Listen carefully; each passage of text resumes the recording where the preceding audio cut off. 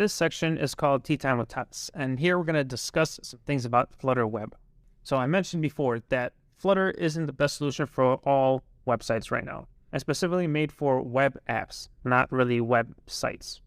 So normally the web is laid out using HTML, CSS, and JavaScript, and the way most websites get found is through search engines like Google, and the way you rank up higher in the search engine is you configure HTML to have the proper keywords, and that's called search engine optimization, and that's what Google has been using for all this time, and it's the popular way for your websites to get found. Now that's one of the biggest use cases for having a website right now. But web apps specifically are growing in popularity, and for those, SEO doesn't matter. Now Flutter, like I said, is built for web apps. Now, let's give you some examples of web apps. So this is called Rive. This is an online editor that lets you create and define animations that you can export into your applications. Now you see, it's pretty complex. All your elements here, you have the animations here, you have the different things you could add to it, your animations, like changing the color and everything like that. It's a pretty complex web app that is running within your browser. The fun thing about this one is it's actually built with Flutter. Another really popular solution is Figma. So Figma is like a design tool, then this is how the website looks like. You also have layers here and different ways you could interact with it. And use cases like this are perfect web apps. So Flutter could definitely be used for something like this. It might not be easy to build because this is a complicated app and there's a whole company building this. But in theory, Flutter would be a good solution for this as well. Now here's some other quick examples. Netflix is a good example of a web app. You log into it first, and then you pick whatever show you want to watch and you watch it on there.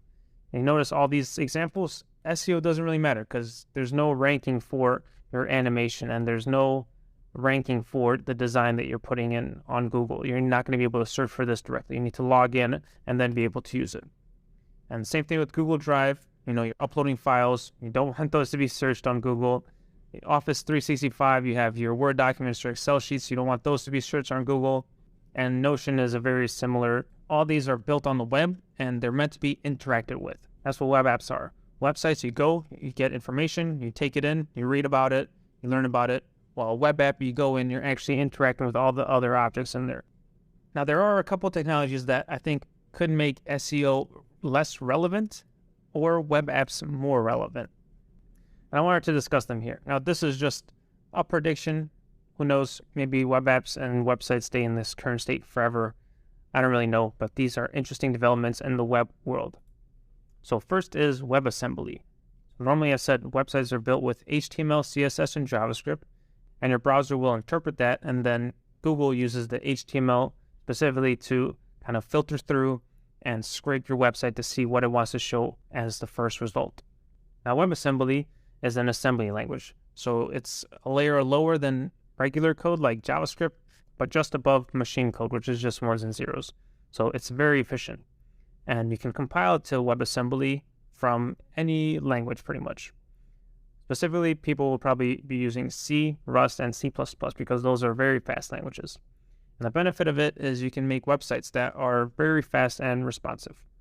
Now, there are some cases where JavaScript might be a little bit faster, maybe for documents specifically, but if you're making a web app, I think this could be a really good way to build it.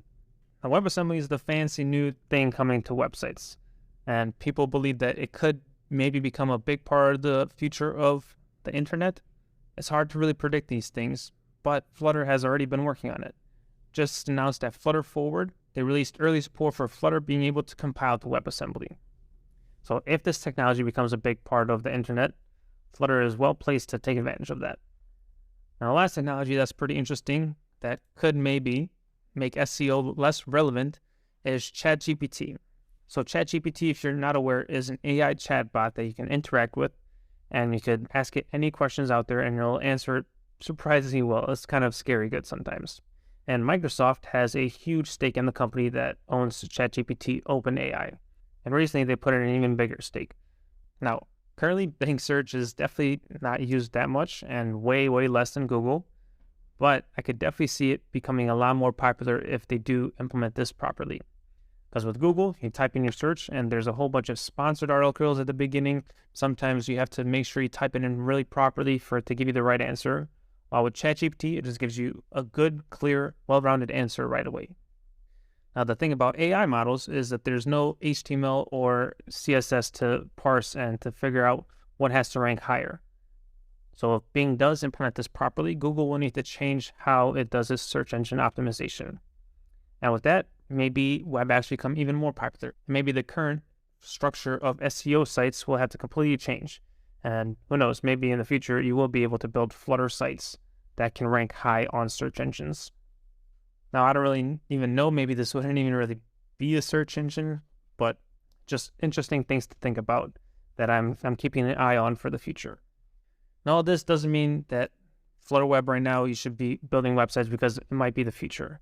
I still think JavaScript will be around for a long, long time, but web apps are right now and will continue to be an important part of the internet. And maybe if these trends continue, they will become an even bigger part of the internet.